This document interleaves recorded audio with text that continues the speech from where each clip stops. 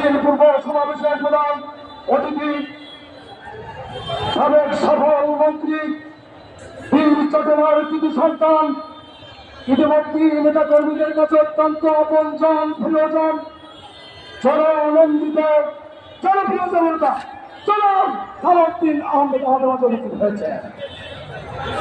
জনাব সালাউদ্দিন আহমেদ সাবেক সফল মন্ত্রী, বীর চট্টগ্রামের কৃতি সন্তান, বিএনপির কর্মী, সম্মানিত সদস্য, জননন্দিত জনপ্রিয় জনতা জনাব সালাউদ্দিন আহমেদ আমাদের মাঝে উপস্থিত হয়েছে। এই মহিলা দলের অসংখ্য নেতৃবৃন্দ এসেছেন, মহিলা দলের নেতৃবৃন্দ নাম বলা যাবে না। এ পর্যায়ে আমাদের মহানগর উত্তর বিএনপির আহ্বায়ক সাধারণ অনুমতি করবেন।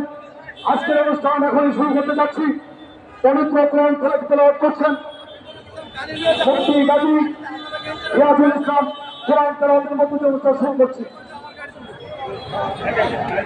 أعوذ بالله من الشيطان الرجيم